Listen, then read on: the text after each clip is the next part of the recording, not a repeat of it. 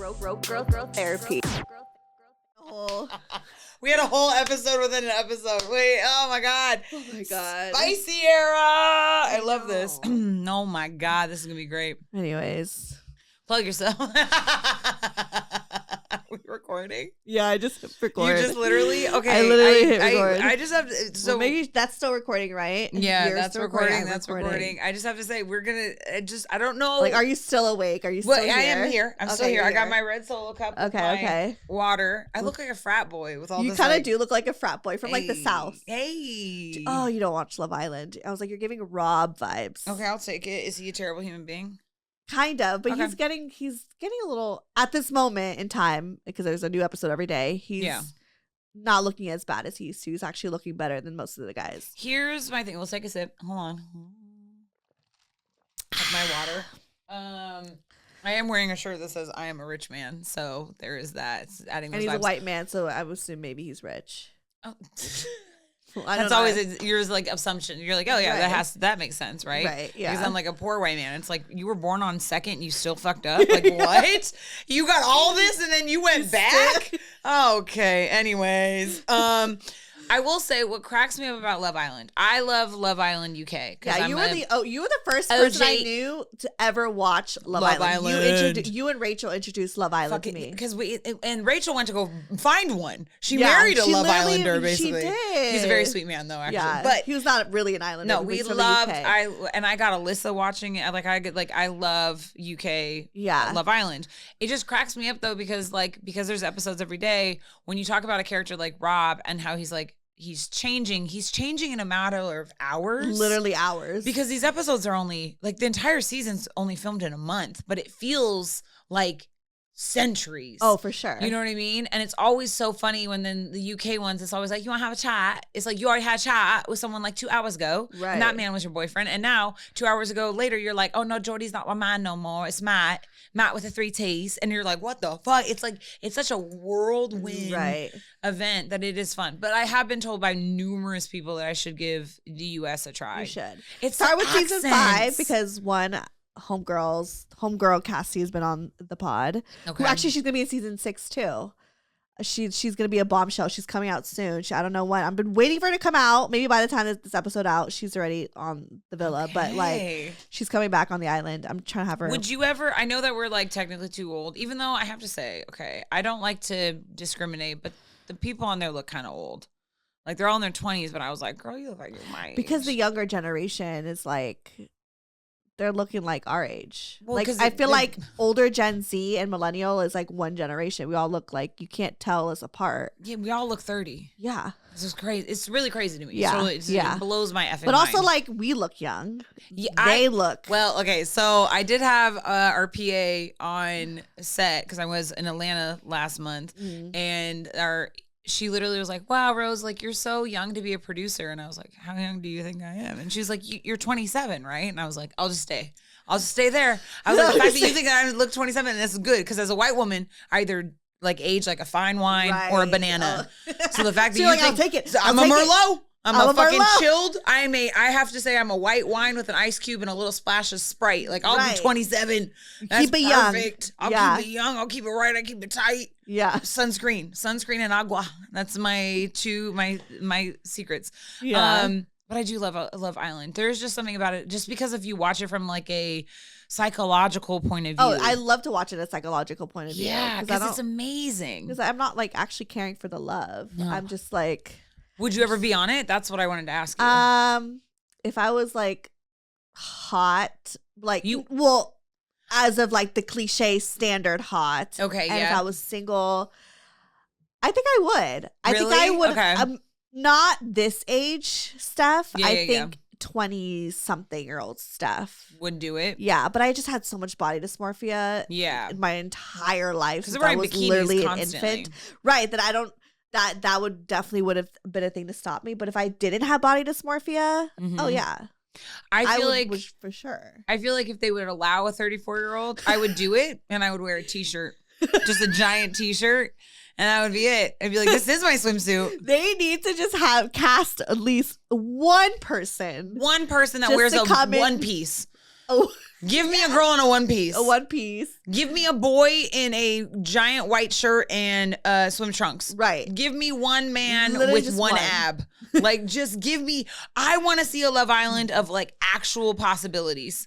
Right. Do you know what I mean? Not just hot people. I want to see like a Love Island of just a bunch of 5s. Yeah, and make them feel like 10s. Right. Because they deserve them feel it. Like 10s. Right. Yes. Just, I want to do, and I understand that like there was like Love is Blind is like the one where it's like you fall in love with people's personalities. Those people are still hot though. They're still hot. I feel like there are so many people like, there's no dating show that's like of someone that is like a 5 or a 3. Like, and here's the thing. I want a Love Island of all personality hires. Yes. Just all personality hires. Just all people that are there to fucking party and kick it. Like Peacock, you hear this? Peacock, hear me out. Okay. I used to work at Universal. Hear me out. Okay. NBC, doon, doon, doon. Like, just hear me out. I think there needs to be a season personality of Love Island. Personality hires. Let's switch it up. Yes. Let's see what happens. It would be sassy. Like, imagine if just like people would love that. I think people would really relate to it because I think it would really put the sociological thing of someone being like, yeah, this guy isn't normally who I would go after, or even do a grab bag, do hot people and people that are like, you know, here we are. Just I want it to look like you're going to the fucking like a club, like a club. There's hot people, there's not so hot people, but how you fall in love with people, because like one of my favorite seasons of Love Island is Johanna. Okay, the couple that is Johanna. Yeah, because Joe or Johnny, I can't remember his name. Johnny, he was not like the most attractive guy, but him and Hannah fell in love with him because she was like, oh my God, like he is so funny. He is so funny. He is so sweet. Like everyone thought they were going to win that season. I think it was like season 6, but it was just like one of those things that was like so amazing because everyone else was like losing their minds. And the two of them would just be like on their bikes and like making out and like doing like fortune cookies. And like, so they were just like the cutest little fucking couple ever. Yeah. I remember seeing those seasons, but I don't know why I can't remember any of them. That's the only couple that I remember. I still have a screenshot. Oh, really? Of, I remember like certain people, but I don't remember like they were the best. The drama, yeah. And they won all the games, and everyone thought they were gonna win. But then what's her name ended up winning that season? Oh fuck, I can't remember her name. But it was it Amber? Maybe her name was Amber. She got kind of like screwed over, and then the people felt bad for her. But Johanna was the best. I loved them. I thought it was real. I believed in their love. I really did. Did they break up? Yeah, they broke up in real life. And she's like happily married and he's happily married and they're totally fine in their relationships. But like that was the first time that I was like, oh my God, this is like a match made in heaven. It was the best. Yeah, no, this season there's like no really good matches. Yeah. It's just all drama. See, and that's why I feel like they just need to do a Love Island of just like, just let us cast the Love Island. I would love my dream job, and I just only want to do it for like maybe 2 years. Like it doesn't need to be like my life career. No, I want to cast. Oh, cast the host Love Island. And yes, cast. I mean, host obviously, but like to cast a the show Love Island and like pick the people. Oh, you would be so good at that. I'd be so oh my God, yeah, and you can interview them. Yeah, yes. Put her in. You can interview them and find out the capability of like who works out. 1000%. And if also was like maybe a producer and like sitting like in the confessionals, I'd ask them all the fucking questions. Oh, I see. I want to do that. I want to be tea. Oh my God, I want to do that. The chisme in me would just be so fueled with happiness. Yep, I would love it. Dream jobs. Anyways, get there eventually. Hi guys. Oh yeah, plug yourself. Wait, is this a record?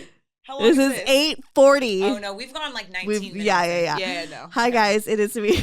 Stefanie Maegan. You didn't know. Yeah. Your host of Roco Therapy. And we have Rosan McAleese. Hey. She is in the building. And I don't know why I'm doing a Filipino accent. I like it. Yeah. It's not. Is it hot? Like it's hot when you do it. When I mean, as much as I love and appreciate being Filipino, but like we really don't have the sexiest accent.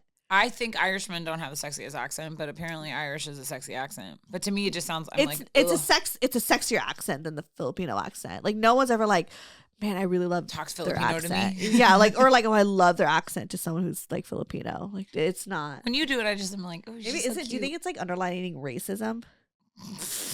Like where does this come from? Or is it really just not sound good? Maybe, probably. Because why are we so like wired to think the UK, like the French, Europeans, the romance languages. They instead sound of like sexy, Someone, I do have to say though, there is a lot of time. I watched some anime. Oh, it was crazy. I was watching some anime with a man, and I was like listening to this woman talk, and she was speaking Japanese, and I was like, damn, Japanese is sexy. Like it's just like the way she was talking. I was like, oh my god, it just sounds like rain on a rooftop. It was just so melodic and everything. But I guess you're right. I guess like there has to be maybe some like white colonialism, racism within the sense that we think these accents are sexy and these ones are like not. Right, because a lot of times Philippines is looked at as like a poor country. Yeah, third world country. It's like and so maybe it's just maybe underlying racism. So, yeah, I don't know. I'm reading an amazing book right now, actually called "Some People Deserve Killing," about the Filipino like gang wars and drug war that happened kind of in like the 90s and 80s and stuff like that, even before then.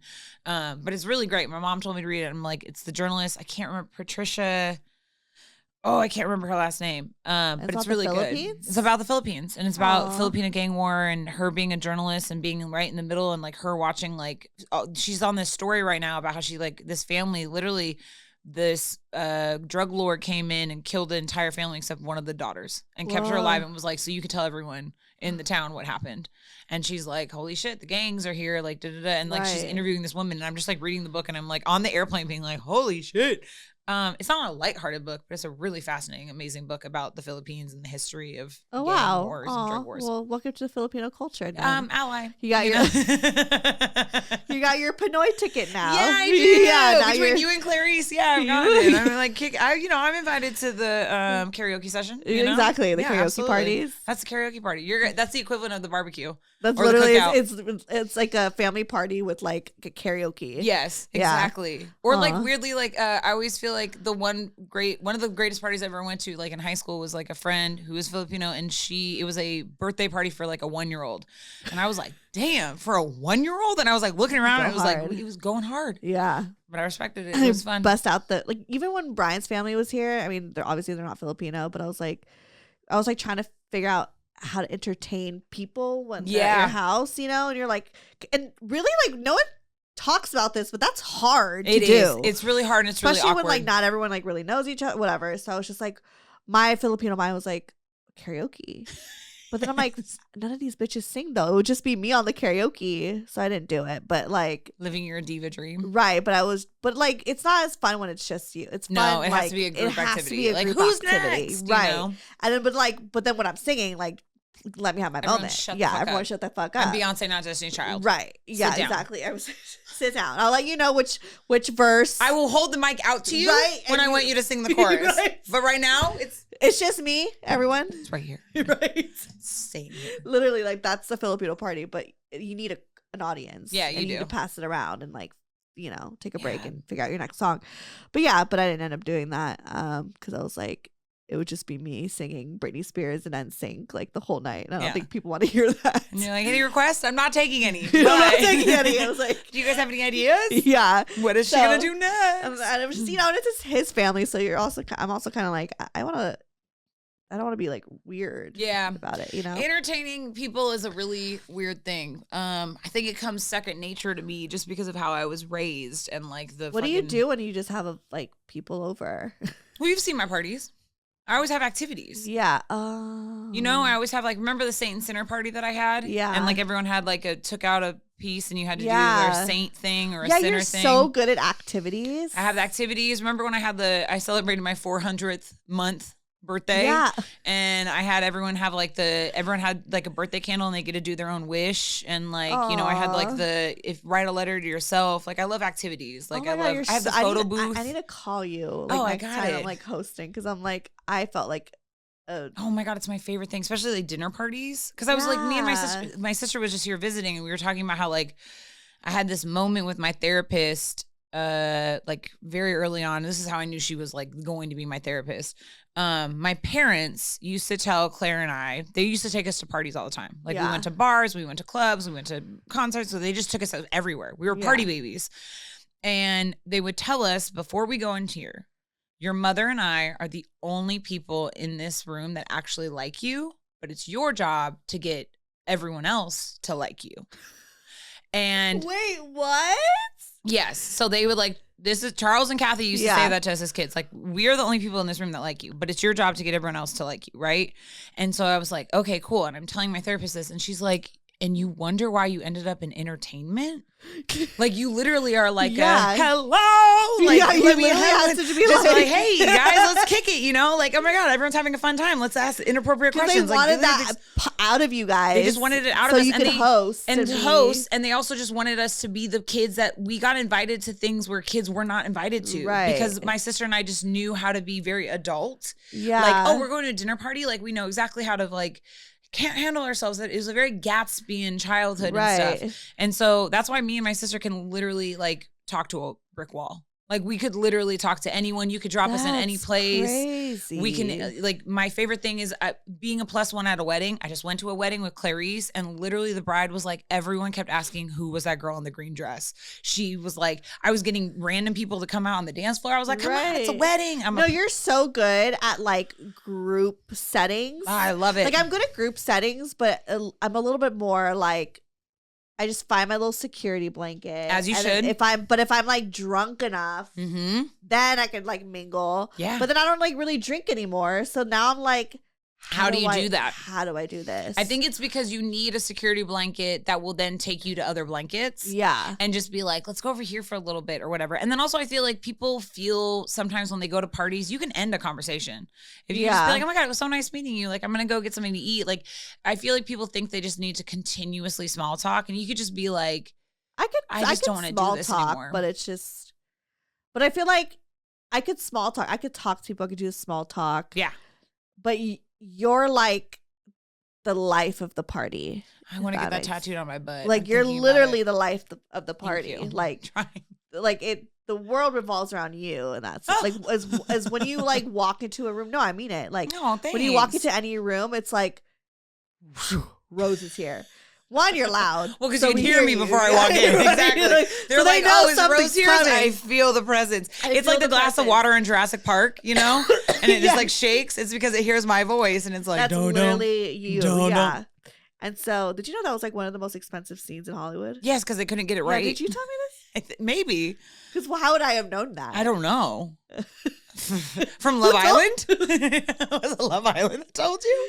And maybe. Going back to hosting, the only thing I was like, does anyone watch Love Island? Because I just wanted to like No, but I think that's a good one to start with too, because but no one did. But then that's my favorite. People go, I don't know what Love Island is, and you're like, okay, buckle up. Let me explain it to you. See, and you're better at that. For me, I'm like, I'll kind of tell it, but I don't know. I don't know. See, anyways, we're really all over the place. We're really all over the place. But the reason why you're here is because we need an update.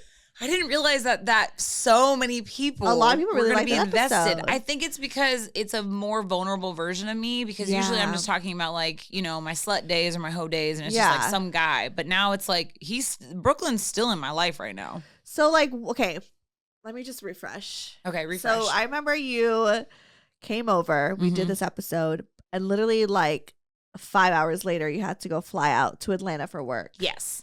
And so Brooklyn, but you were just literally in LA for like 48 hours. Yeah. So you just left the Brooke situation. Mm-hmm.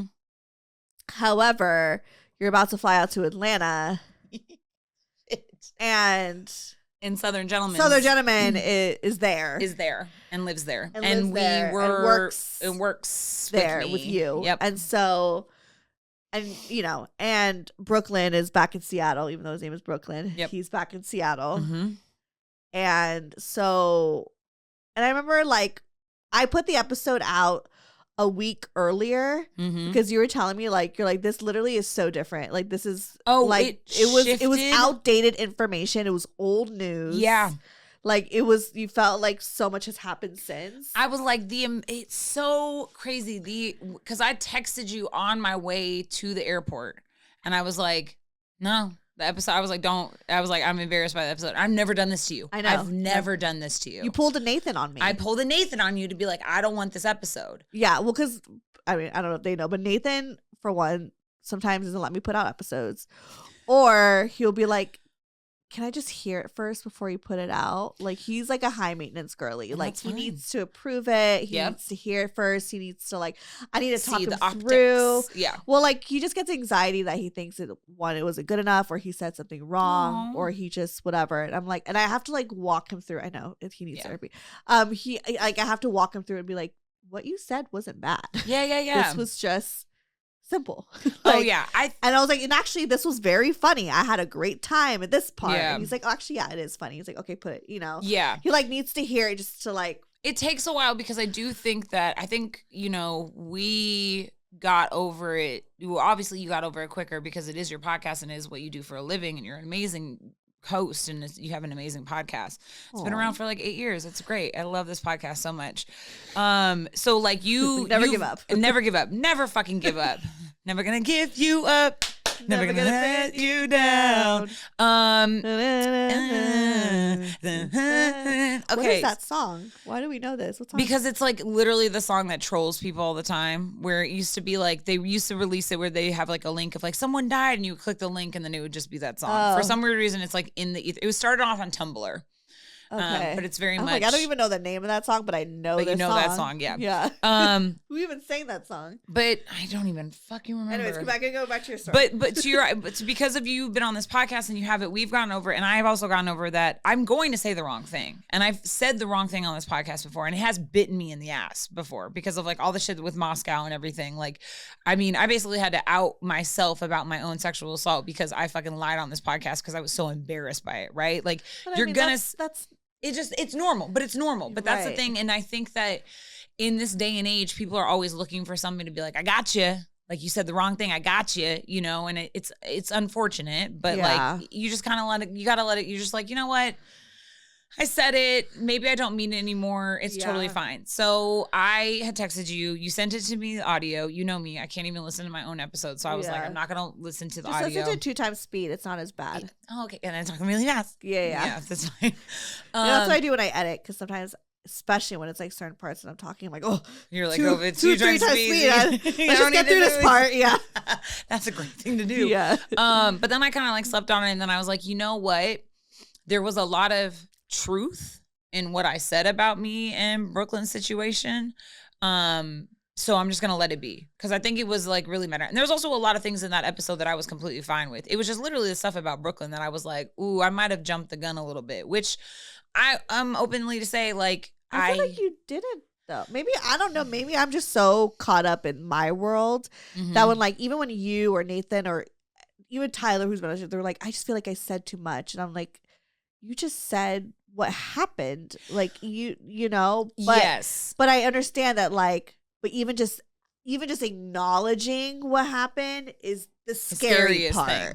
And that's when I'm realizing. But it's like, if something happened, I don't know, whatever. I think that's what I'm realizing is that I was mad vulnerable with Brooklyn, and I was very honest about like how much I liked him on this podcast, when I realized after like leaving the podcast and like having a very, very weird interaction with him, like afterwards. He had never heard the episode. I don't even think he's heard the episode at all, because he's never said anything.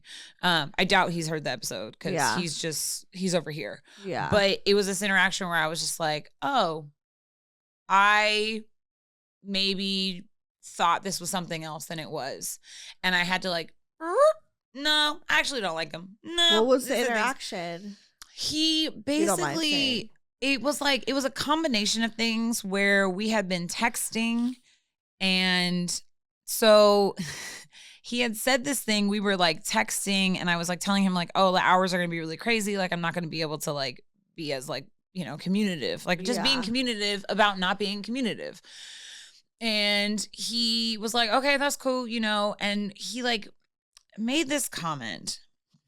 We were like FaceTiming, and I made this comment where I was like, like I'm really, we were FaceTiming. He took his shirt off, and I was like, ooh, boy, don't mess with me. Like, I'm in, hey, like I'm feeling some type of way. I need to get service. And he goes, well, then find a guy.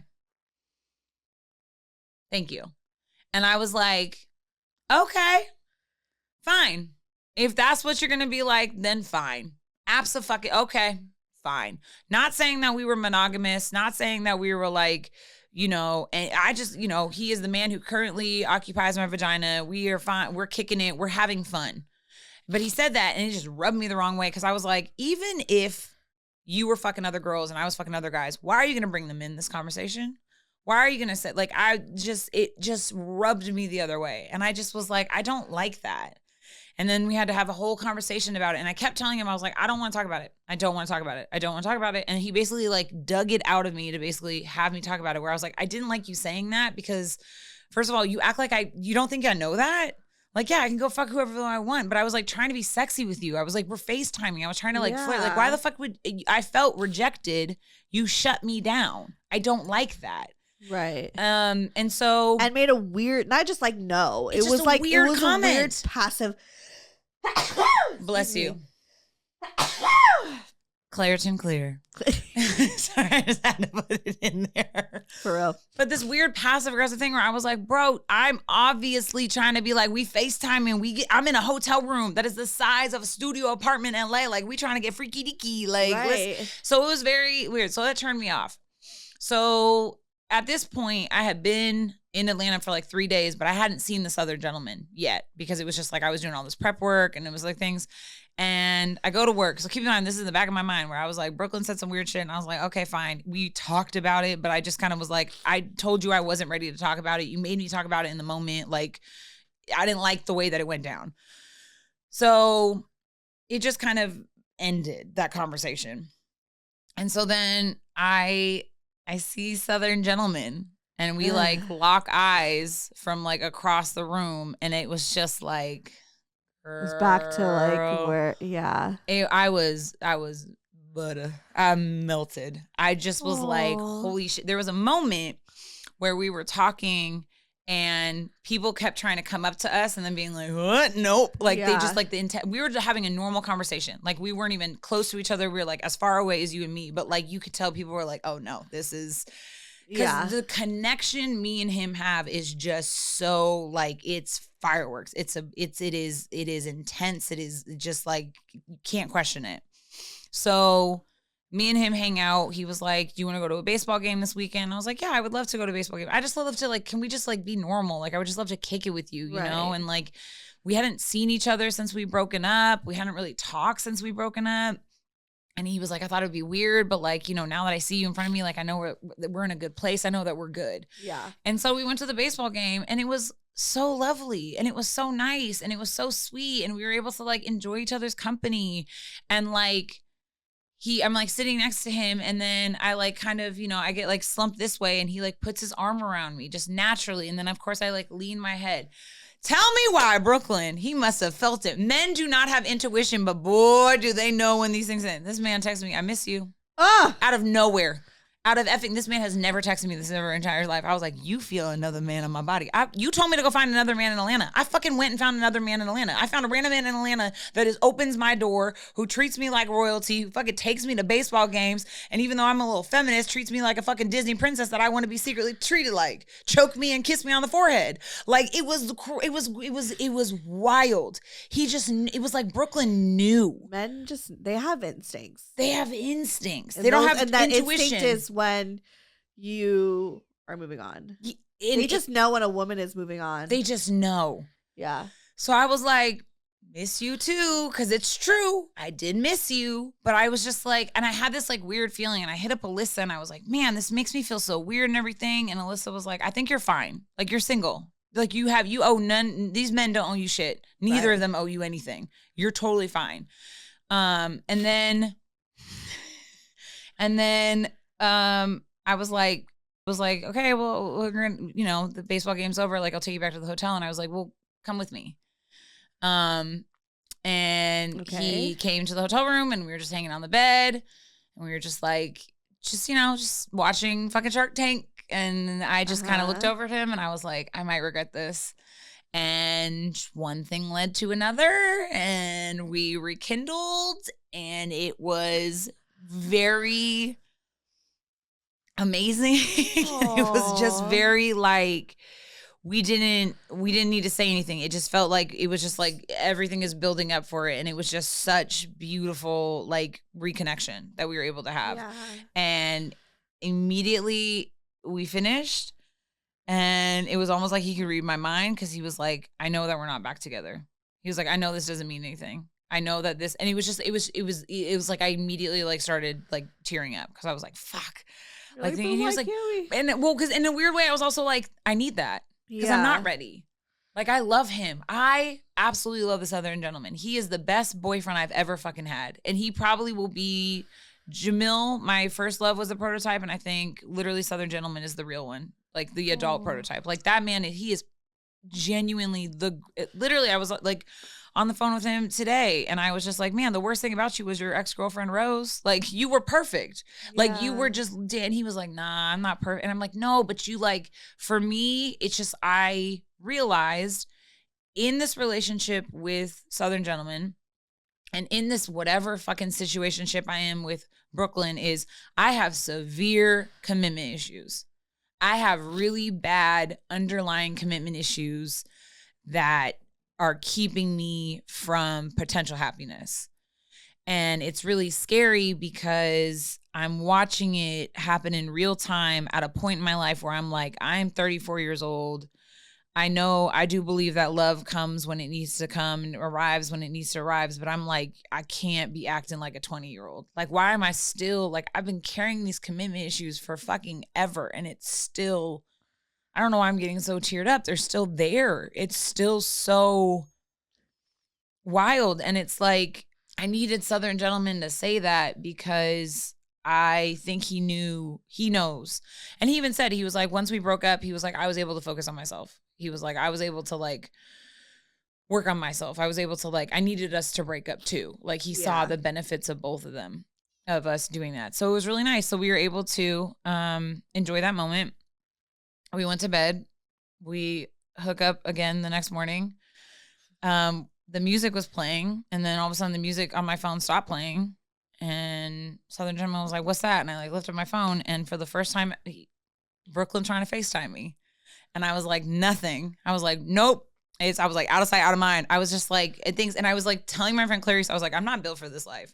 Like, I am a hoe and I'm a sneaky link and I have fun. But like, when it's happening at once, I'm like, I am not smooth. Right. I am not smooth. I am going to get caught. Like, I'm going to get, like, look, I am a hoe, but I'm not like a graceful one. Right. You know what I mean? Right. I have said the wrong. Or you just keep them like super far. Yes. Like, they literally live in two different states. 2 different time zones. Right. Like, and I just couldn't keep them more.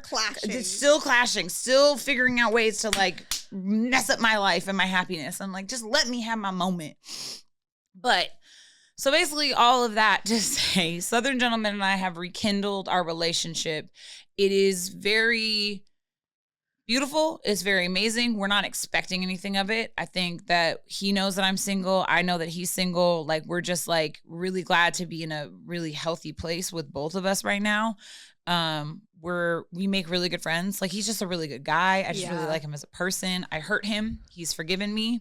Aww. He knows where I am. He likes that I'm being more honest and everything. And so he's where he is. So then I go back to Seattle, and Brooklyn is still there. And there's nothing genuinely anything really wrong with Brooklyn. But I had a friend of mine, a mutual friend of ours. I was like, you know, I'm hooking up with Brooklyn, right? And she was like, Rose, Brooklyn is the nicest guy ever. He is so sweet. He is so kind. He is so attentive and everything, but he ain't shit. And I was like, what the fuck do you mean? And she was like, look, he's cool, but he is not the one for you. She was like, you are on another planet and he wants to be on your planet. And he's fun for the moment and everything, but just know that like you are quintessentially better than him. That's not a good feeling to hear in a weird way. Yeah. Just because I'm like, I don't want to be better than anyone. That made me feel weird. That made me feel things. But I understood what she was trying to say. You're just on different wavelengths, different planets, different whatever. And so she's like, have your fun. Have your cake and eat it too. But like, just know that like, don't just expect much from this man. Yes. And the other thing is that the man. Why? But why? What was her reasoning? She has seen him. Like, yeah. She's seen him with other women. Like his, like, you know, he was like had an ex-girlfriend and they had an open relationship, and she was like, there's just something about him where she just is like, he kind of, I don't know. It's like weird. She didn't really explain it past that. I was more shocked that she said that to me because we were also on a dance floor and I was like, did I hear her correctly? And then later she was like, no, like, have fun with him. Right. But she was like, that's not your person. That's not going to be the one. He's not going to. So she's just seeing how he's treated his past relationship. Yes. And she was like, I know you're capable of holding your own. Like, she's like, I'm not worried about you, like, you know, getting your feelings hurt or anything, but just like, you know, just be things. With that, I was like, okay, I'll take it with a grain of salt. Like, she's looking out for me. She's not someone's competing or whatever. And she's like, also, there's so many girls I've wanted to hook up with him. So she's like, applaud you for doing it. And I'm like, cool, great, awesome, that's fun. But then I've realized in the ways that me and him interact, he's three different people almost. He's a different person when he's texting me. He's a different person in person. And he's a different person when we're around people. And I can't read him. And so I just be really careful about like the way we're going about it and like the way we carry ourselves. But the one thing I will say is that I still think that me and him have something. Like, I know that this friend was looking out for me, but me and him really do have a connection. And I said it in the last podcast, and I do think that there is something there. I don't think there's anything that can be explored more than just like us enjoying the summer. Sex is phenomenal. We just keep getting better and better and better at it. Yeah. And it's really great. But there's a part of him that is just, he's so proud of being a communicator, but he's not really good at it. And there's some things that he says that are just really cutting and mean. Like, his humor can go really mean. And I'm like, I'm not in it for that. Right. But I also, and the big thing that I'm trying to get to is, I don't know if that's because of outside influences of people telling me about him, or my other side of it is my commitment issues. Am I trying to keep this man at a distance? Like, he literally was like, we're dating. And I was like, we're having fun. He's like, we're dating. And I was like, we're having fun. And he's like, they're not exclusive. They can exist. We can be fun while we're dating. And I'm like, no, we're having fun. And then I talked to my friend Ariana, and she was like, Ariana, and my friend Ariana was literally like, you're dating him. And I was like, no, I'm not. We're having fun. And she's like, no, you're dating him. Like, why do you have a problem? And I'm like, because I don't want him to think he owns me. Yeah, but he doesn't own you if you're dating. I know, but I don't. Like, I think it's such a vague word. Yeah. It almost just needs to be a bigger discussion. Like, what does that mean? What are the boundaries? But my other thing is that if I open that door, I just feel like the way that he communicates, I'm going to be like more confused going into it. But that's like relationships are though, right? Yeah. It's like communication. And so I know that you're like having fun, and maybe, you know, it could be one of those things that like you could explore, and you're like, actually, yeah, like I don't like the communication. I don't like his style of, you know, relationships, whatever. However, like, I just like this. But I feel like, how do you know until you step into it? And I think I understand it because you're trying to protect your heart, you know. But I think, like, I don't know. No, I know you're explore that. I mean, that's why I feel like I'm still here. Yeah, you know what I mean. Like, I'm in it with this guy. You know, like, sure, let's for fun, for shits and giggles. Even though I'm gonna say it and it's gonna hurt my stomach, we're dating.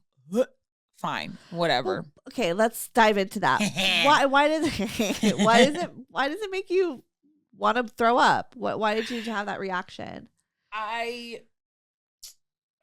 It's so funny because there's so many friends of mine that are like, you've dated men before. And I'm like, no, I haven't.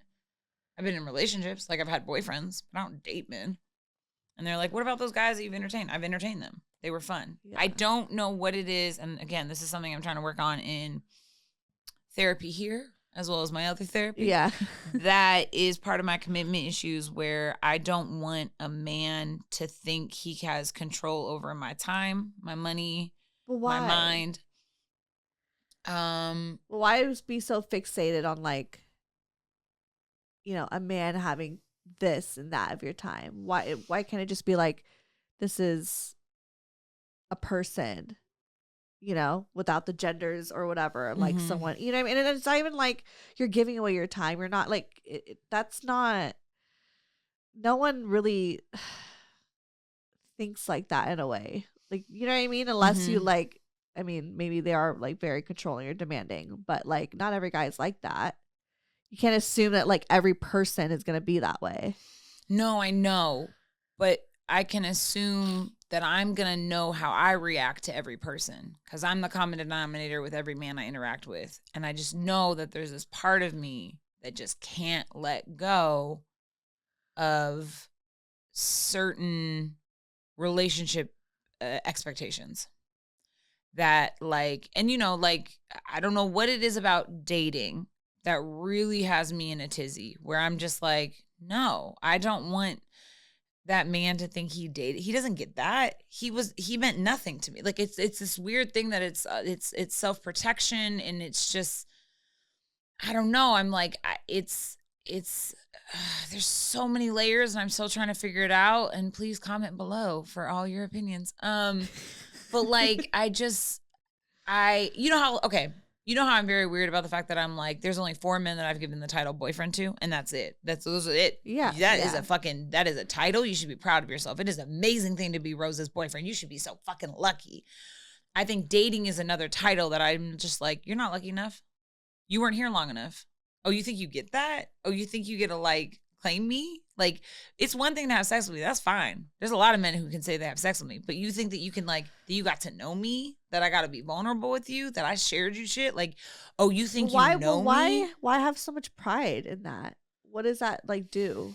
I don't know. Because it doesn't do anything positive. Yeah, because it's like, okay, who cares if, I mean, owning you is a little possessive, obviously. But like, as far as like, okay, if you got to know you, okay, if you let this man get to know you and you had a conversation and you dated and you tried to see if this could be a relationship. Like, why, like, I'm just trying to understand, like, why is that so scary?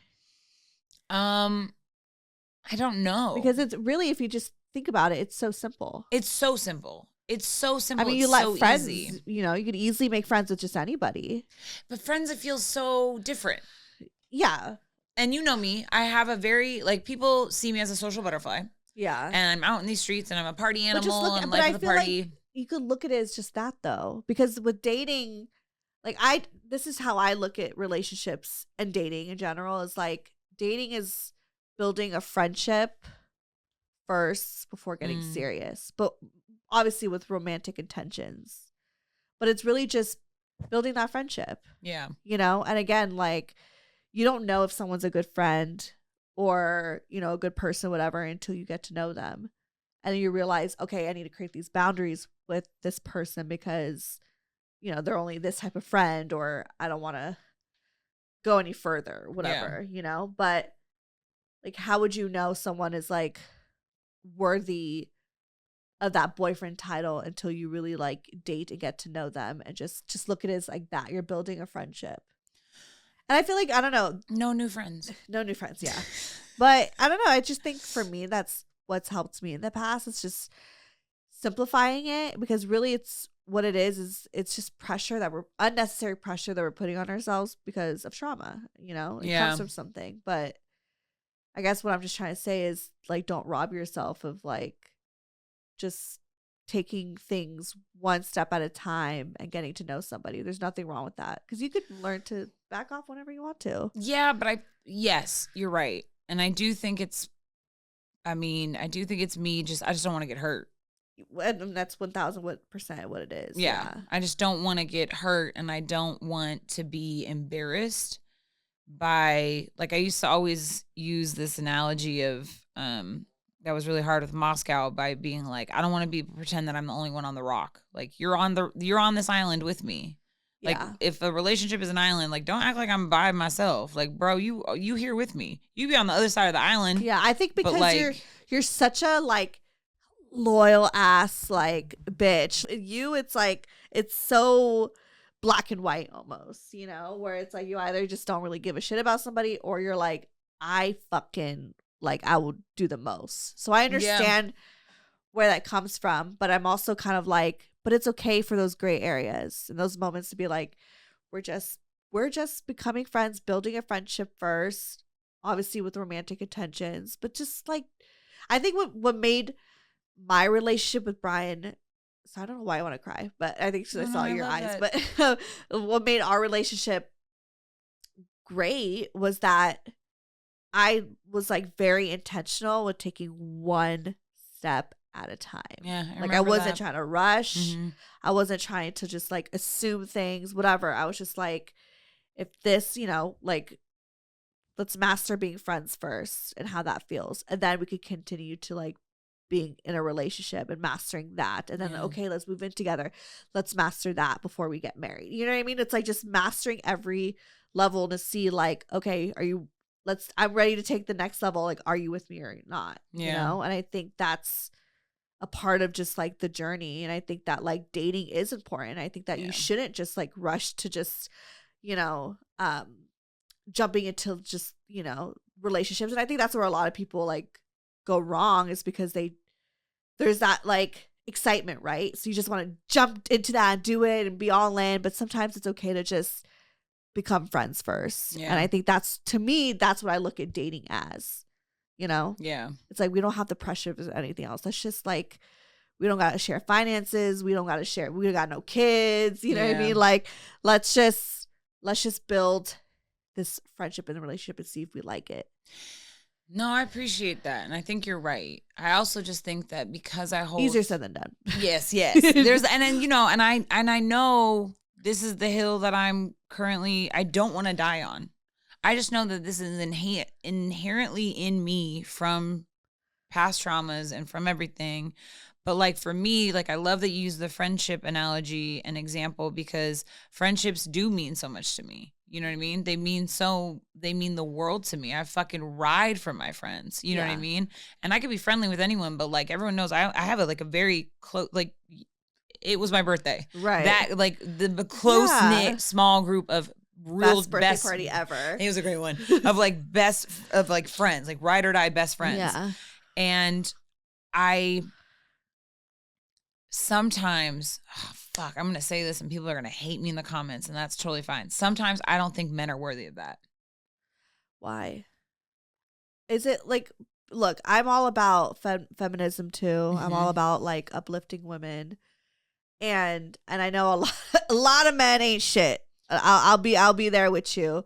But there's so many great like men out there, and I truly believe that. And maybe I'm just maybe in my own world, whatever, but they're out there. You know what I mean? Yeah. And it's just like and like, please know that this I would just hate for you to just but please know that this has nothing to do with guy friends. I have amazing guy friends. Yeah. But you know me, once you're a guy friend, that's it. You live on this side. You never cross over. But if there's romantic intentions, you're like, you ain't shit. You ain't shit.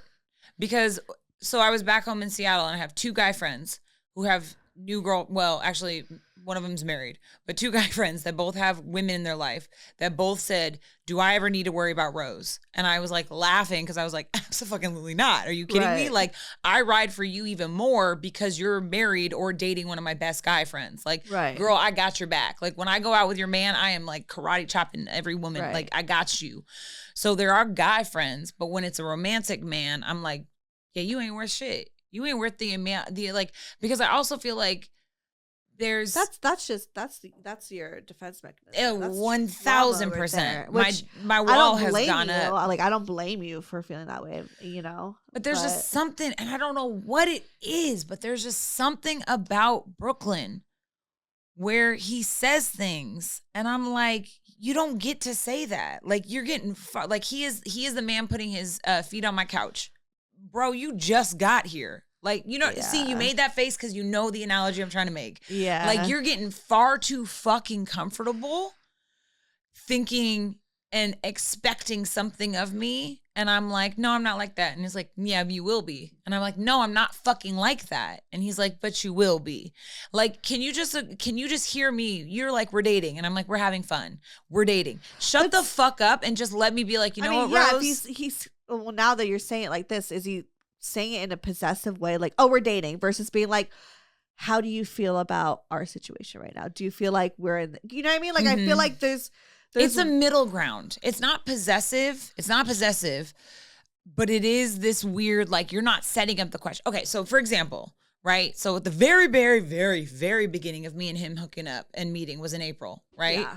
And he was like, what are we? And I was like, bro, we just met. Like, what the fuck do we mean? And he's like, well, we have so many mutual friends. Like, when I talk about you, like, what do I say? And I'm like, they don't need to know shit, my guy. Like, what the fuck? Like, just be like, I'm hanging out with Rose. Why'd you get defensive with that question? Because it didn't seem like he was trying to be. Bro, we had just started hooking up. Oh, okay. Like, I'm talking about, this is a weekend. I mean, I think that's fair. To ask someone a weekend what the fuck we are? What are we? I think Start a poll. Make a poll. Make a fucking poll. It doesn't need to be like, it wasn't like he was asking, like, are we boyfriend or girlfriend? It was just kind of like, I think it was his way of saying, like, can I tell people about us? Here's my thing. He was just trying to find. But he already had it in his mind that he was going to tell people about us. Because he was like, when people ask about us. And I'm like, so you already made the decision that you are going to tell people about us without consulting me. You just want to know, how are we going to define it? Bro, I don't want people to know what the fuck we're doing. But what's wrong with him telling? Why does he feel like he needs to tell people? Maybe you're not inviting me places. You're not taking me out on these. Now we are. Now we're in public and people know. Maybe proud to be seen with you. And then that adds to the whole thing that I'm like, get upset by, which is, so you just like Party Rose. You just want to be seen with Rose. You just want the title of Rose is my chick. Do you think that's why? Like, why do you think that's why? What has he done or said that, like, shows that that's who he's proud to be with versus just you in general as a person because he likes you? It's weird. It's weird comments. Okay. I also appreciate you challenging me right now because these are really good I'm questions. just trying to understand because I'm trying to see both sides, because I could easily, like, my habit that I'm trying to, like, learn is, like, I can easily be so on my friend's side and I'm always on your side no matter what, but I'm also like, let's dive in. Let's play this because we're hitting the therapy today. Right. Because this other person, we don't. But like, dick suck, bitch, balls. Sometimes we can get caught up in our emotions and can't see. But we added the expletives for the sexy shit because people love the sex talk. So we'll add the sex talk and now we'll talk about the real shit. Okay. So, he made a comment once that my friend was like, God, Rose is so much fun. He's like, yeah, she is, isn't she? And I was like, oh, that's really sweet. Like, I kind of like that moment, right? And then in the same, like, vein, someone was like, oh, do you want something to drink? And he was like, oh no, Rose wants water. And I was like, don't tell them what I want. I do want water, but, like, you don't know me. It's so stupid. It's so stupid. Steph, it's the dumbest thing. I understand that what I'm giving you as examples is literal paper cuts. Like, they are tiny little insecure, but they add the fuck up and they get under my skin. And I'm like, okay, this is fine. This is fine. But hold on. Let me put a pin in that, right? I'm just listening. Well, going back to the whole thing where he was, like, asking week 1, maybe I'm exaggerating. This is like a couple weeks of us. Yeah, like, okay. I'll be nice. It's like, but it's very early. Right. It's very early. Like, we haven't gone out. Here's the thing. We were making out and hooking up and having sex, but we hadn't gone out, like, publicly. But here's the thing. I'm all about just communicating, even if it's just friends. I get this, but just wait until you hear the story. Because he says, what are we? And I was like, I don't fucking know. Like, I feel weird you asking me this question right now. So I'm telling him that I feel weird. So he's not listening to me, right? So number one, he's not listening to me. I don't want to have this conversation. Continues to try to have this conversation. Motherfucker, I don't fucking care. I don't need people to know what we are. And I was like, end of conversation. Continues. And I'm like, bro, can we just, like, stop, end this conversation. Like, you're not listening to me, end this conversation. And then I was like, tell people that you're occupying my vagina, like, as a joke. And that's become the term that I use all the time where I'm like, literally have been like, this is Brooklyn. He currently occupies my vagina, like, as a joke, right? So we came to this. Flash forward to the last time I was in Seattle. And he goes, when it comes to us, I don't know what I want. And I was like, yeah. So I said, time the fuck out. What do you mean you don't know what you want? He's like, I don't know what I want in a relationship. I don't know what I want. And I was like, so what are we? And he was like, well, I don't know. And I was like, hold the fucking phone. You asked me months ago what we were. You already knew in your heart of heart your fucking answer. So you just set me up for what? Failure? to basically say something to either agree with you or disagree with you, but you in your weird mind had an answer and he was like, well, yeah, I just wanted to hear your answer first. Absolutely no. Manipulative as fuck. You don't know what you want from me. So you were just like, I'll get my answer from her. And it's like, no, sir. No, you don't get to do that. You don't get to. And he was like, I don't see anything wrong with that. And I'm like, you basically kind of set me up for failure, or like set me up for like even if my answer was, we're dating, you're my boyfriend now, so then you're just going to jump on board with my opinion. Like, you don't have opinion of your own, but then also you were setting me up to just to see like what, to trap me, to be like, oh, this girl likes me, but I don't like her. Like, it just felt weird. Right. Okay. Do you get what I'm trying to say? It just felt so weird, and I felt just set up. Yeah. Where I was like, so I had to be the one to be vulnerable, but then you got to be in behind the curtain being like, let's see how far this goes. Let's see how vulnerable I can make her. And I was just like, I don't think that's fair. I don't think that's fair to know in your heart of hearts that you actually don't think that we are anything, or you don't think that, or you're not sure what we are, but then throw the question onto me. And then my response was, I don't really want to talk about it. And then what do? Dig a fucking well and make me talk about it? Like, that just feels weird to me. Yeah. Or go ahead. It could be like, sometimes maybe it's, I don't know. I don't know this guy, and I'm just thinking and all the reasons, and you don't have to listen to me. I trust your gut, but a part of me like instantly went in my head was, what if he just was like, he doesn't know, but was just trying to fill you out in a sense of like, could there be a possibility? Like, then say that. If you're so communicative, be like, hey, I don't know what we are. I mean, I agree with you. Like, I don't think he's great at communicating. But brags about it, which fucking kills me. Yeah. I hate people. Okay, I'm sorry. I'm going to get on a soapbox for 1 second. Yeah. People that are like, I'm poly, I'm in open relationships, I'm really good at communicating. No, you're fucking not. I'm sorry, you're not. Just because you're in an open relationship and that you're poly does not mean you're good at communicating. Yeah. It just means you're good at being like, I don't know what's happening, but I just want to suss you. No, fucking say it with your chest. Right. Like, just stand on business. Stand on motherfucking business. Foot on 1 and 2. Right. Just say it with your chest. Yeah. No. Okay. I get that. I would be very like put off by that too, because I'd be like, so I get it. No, I get what you're saying. Because I think it is weird to. I hear you out though. I know. But I know, and I feel like you always kind of know what a conversation's feeling like, especially if you feel. I wasn't there, so I don't know what the delivery sounded like. I don't know this man, but it does kind of feel like it was.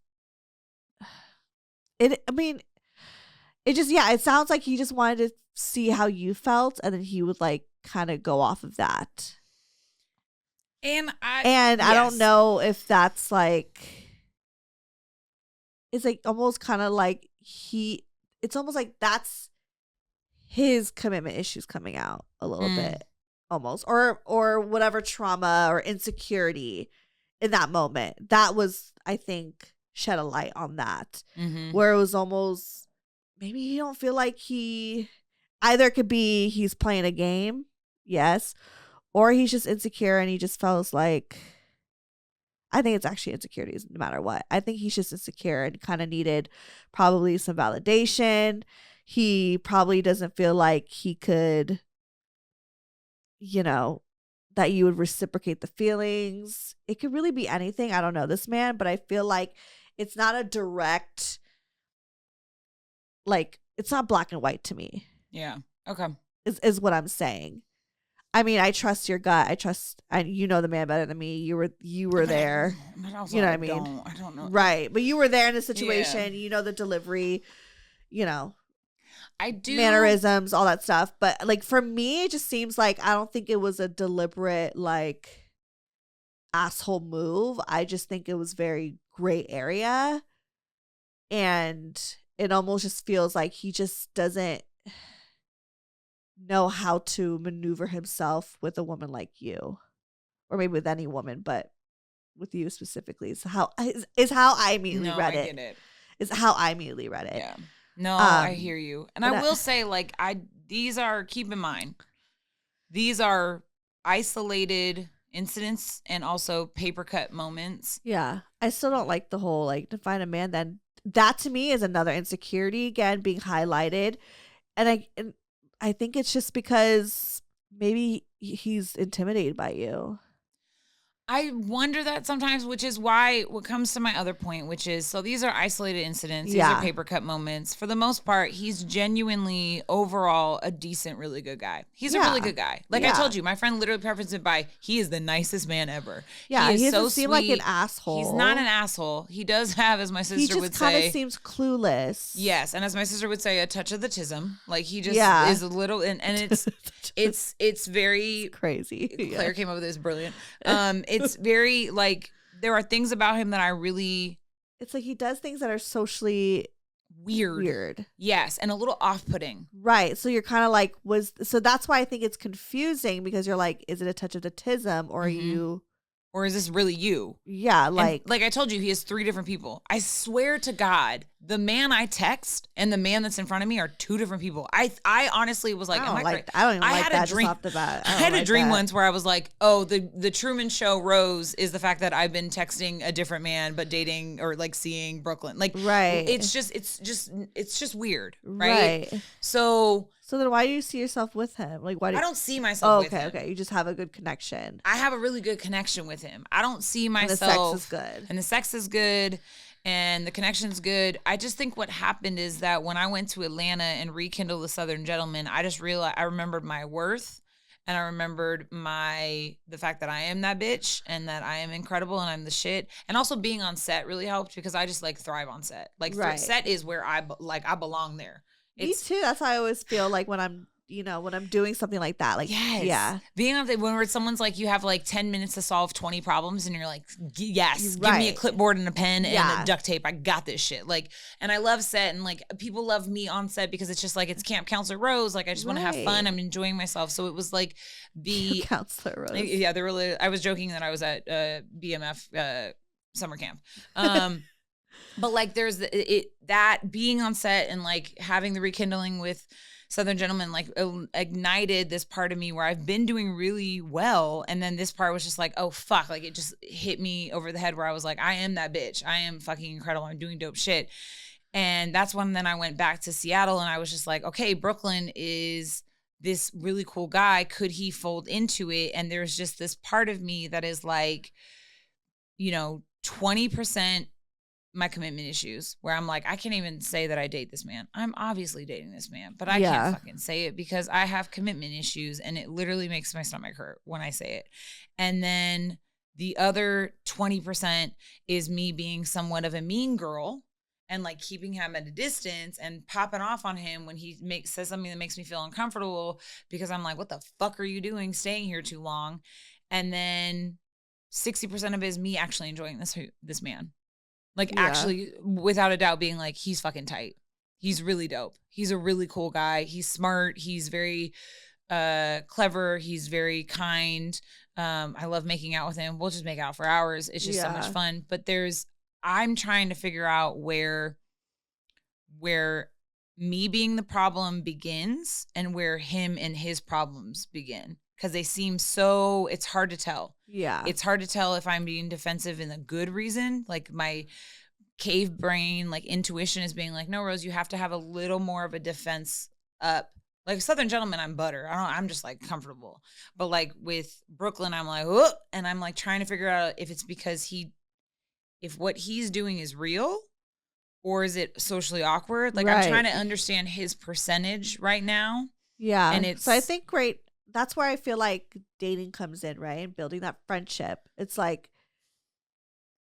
I think just understanding, you're like learning these people's like habits, their little like icks, their little like, imperfections and their perfections and all that stuff. And I think it's one of those things where it's, I don't know, for me, like I almost like I should be a therapist, because I feel like I would use those moments to be like, why did you do that? Yeah, exactly. Like, where does this come from? How is your relationship with your parents? Yeah, right. What are some traumas you've been through? Because how does this remind you of your mother? Right, because I need to solve this motherfucking puzzle. Yeah. You know? And so it's not even like to fix him or anything, but just to like better understand who I'm choosing to spend time with, because my nail just fell off. Because I like spending time with this person. Yeah. So I need to like, is this person worth figuring that out? Yeah. You know? And I'm not trying to fix him. Lord knows I'm not trying to fix him. We are too old to fix. We're too old to fix people. I also have watched enough couples therapy on Showtime. Yeah. I don't think I was ever a fixer. Yeah. I tried to be. I think I tried to be in the relationship with Moscow. I think I tried to fix him. When I realized that, I was like, oh, I need to be fixed. Oh, boy, you corny. I felt like I was always like the person to be fixed. Oh, shit. I don't think I ever felt like that in a relationship. Yeah, I never was a fixer type of girl, unfortunately. Not unfortunately, but like. No, it's not fun. It's yeah. not fun. Girl, I wish I had the experience, but I don't have the experience of that. I spent 3.5 years with that man. I did not need to spend 3.5 years with the man. Maybe 1.5 years tops. Right. Like, I was trying to fix him, and I realized that I was like, oh, I'm not. He is so stubborn. I am not going to fix him. Also, I need to fix myself. So let me like. Right. I think I was too busy trying to fix myself and my own like fucked up issues that. Yeah. I mean, I was getting guys with fucked up issues for sure, but I was just kind of accepting them for their fucked up issues. Yeah, no, I think that's it. I think, but I get what you're saying in the sense that like not trying to fix this person, but just trying to be like, am I willing to spend time with this person and like and understand why they are to realize, to see it. And it's crazy because like I mean, boyfriend is far away. That's not a term that ever comes to my mind when I think of him. Right. I just don't see. I see us having a relationship of some sort, but I don't see us having a future. Yeah. You know? I did at the beginning of the podcast. I saw it, and then I just was like, oh, let's just slow down. Let's slowly roll. I also think a part of me, because I'm doing this huge adjustment of like trying to date in my 30s, because I wasn't doing it in my 20s apparently, even though I wasn't calling it that. I was like mentally. I also think that in a weird way, and this is something I've been working with my therapist, is the commitment issues of it all, is that I'm coming to also terms with my ex that I dated, who was 34 when I was 21. How abusive and fucked up that relationship was. Yeah, that's definitely where a lot of it stems from. And a lot of it comes from those commitment issues of being like, a man doesn't own me. You know what I mean? Like, I had a man own me. Because your first love and your first real relationship. As like an adult. It like, I mean, even for me from like my high school, like 15 to 20 years old, like we were so young, but it was so serious for how young we were. Like, everyone thought we were gonna get married. They thought like Corey and Topanga vibes, but it, obviously didn't happen. But like the first love, the first relationship, really just it like sets everything up. Yeah. And so because yours obviously was a very unhealthy one, and all the that it set you up to have these commitment issues, and the way that you go about dating, the way that you look at it, the way you like I just don't trust men. Yeah, and for me, I mean, it was very heartbreaking. He was an asshole in different ways, but it was like it was just everyone knows the kind of situation, so I don't have to like go over it again. But it Kevin, definitely offer still stands. You need to come on the podcast. Well, fucking A, I'm paying you $500 and a gift card to Red Lobster. Free merch. Red Lobster. But yes, it is that, and I think that because that relationship was, I'm celebrating 10 years in LA. June. 10 years. I know, a decade. A decade of time. It also is the 10th anniversary of this time last year. I mean, not last year, but 10 years ago in June, I tried to kill myself and was committed into a mental hospital. And because of that abusive ex. Dang. Because of how fucked up I was. And that is what propelled me to then just move to LA. Because I was like, I'm 24 years old. I got to do dope shit. Yeah. This fucking man who's 12 years older than me, it's really creepy. Why are you dating much younger women? Like, I don't know. I like Annabelle then snapped out of it. So I feel like. As a 33-year-old woman, I would never date a 20. Girl, I've been literally, it's what I talked to my therapist. I would never even like consider look their way. No, like, maybe if we were drunk in like Mexico and make out with you at a bar, if you're like a very mature looking 20-something-year-old, but like other than that, and it's because I didn't know your age. You told me later. Yes. You know, but like, no. But I'm not seeking, like, it's not just like so seeking weird for you. Yeah. And I understand that, like, you know, at 21, I thought I was like grown. And then I was like, girl, you just got out of high school. This man is grown. He has a fucking kid. Like, what the fuck was he doing looking at 21-year-olds? Why the fuck did he like pull you out? It's crazy when you like, now that we're mature, older women. Yes. We realize like, how creepy, how disgusting men have been. I mean, I remember like at 14 years old, probably 13.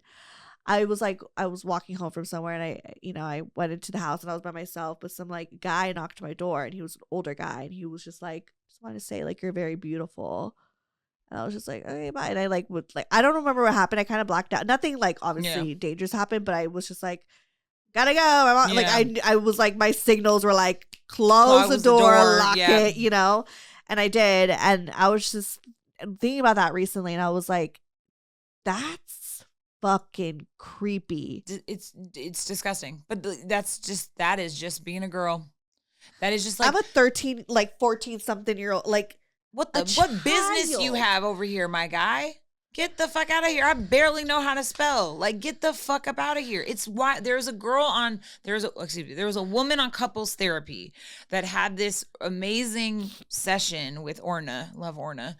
And she was like, I think the reason why I can't be sexual with my husband is because I've been over sexualized since I was 8.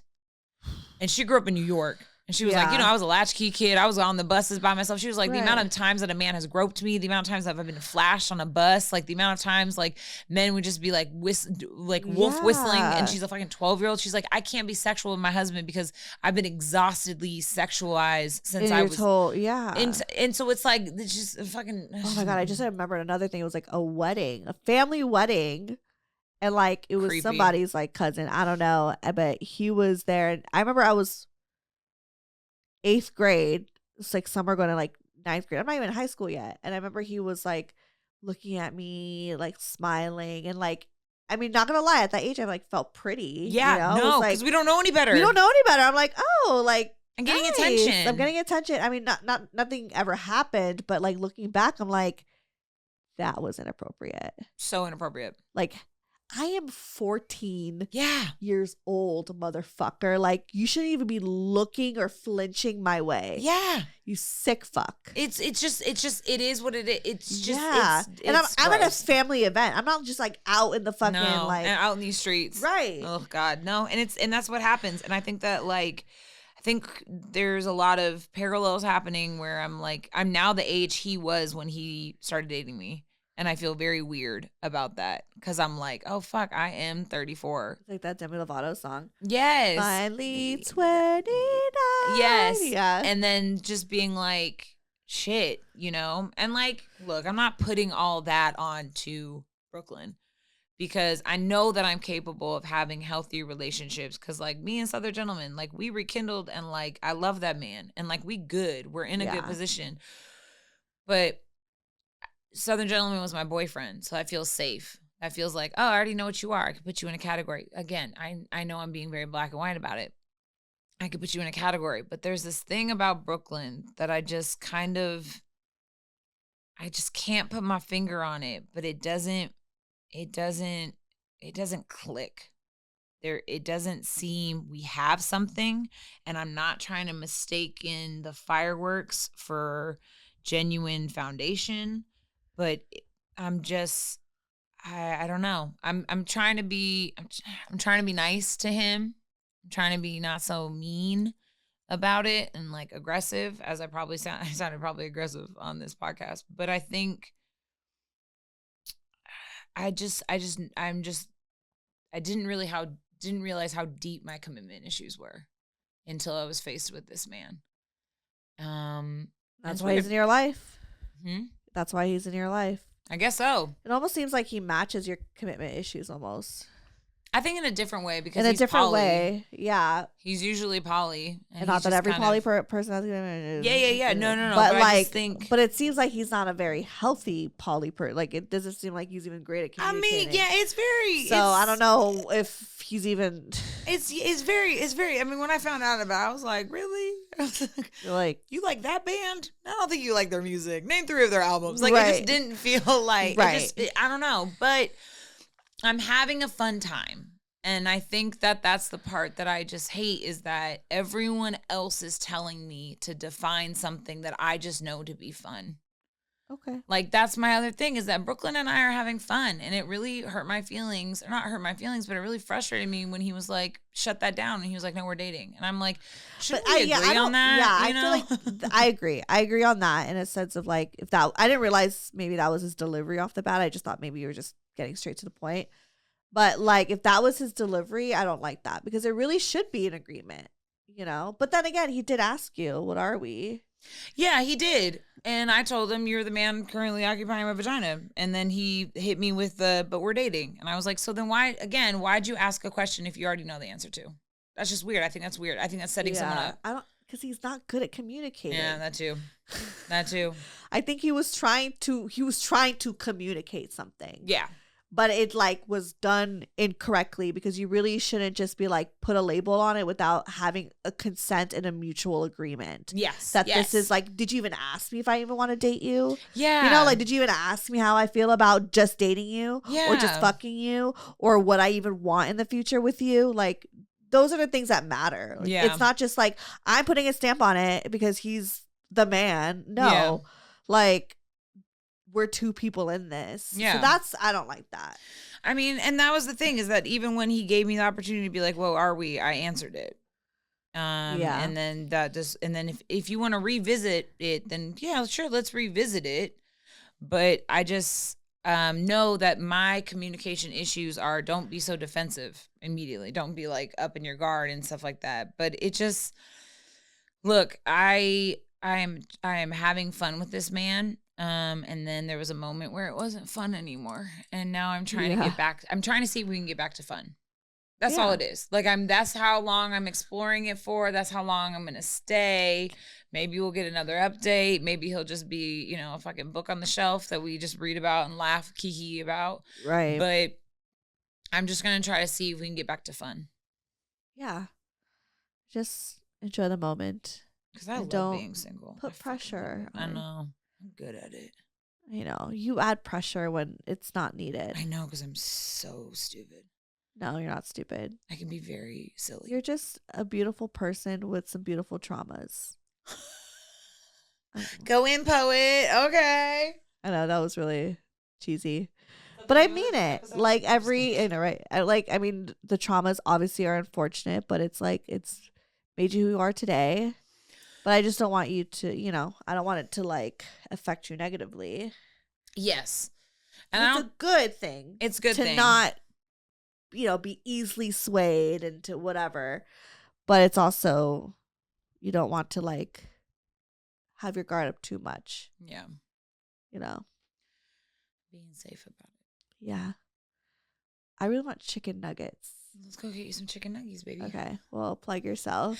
You're listening to Broke Girl Therapy. No. Okay. This is Rose McAleese. Rose_Etta Stone. Also, you can send me money on Venmo. I'm unemployed. Oh my God. Yes. Rose_Etta Stone.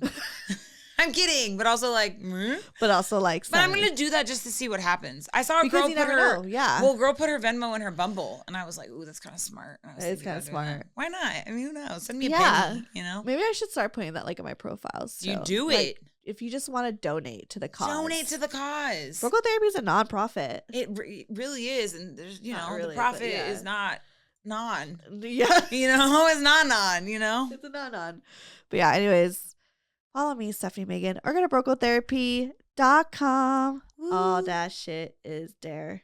I love you. I love you more. You come back again soon. Are you leaving town? No, I'm here for a month. Okay, come back again. I will come back. Okay, love you guys. Bye. Sick. Growth therapy.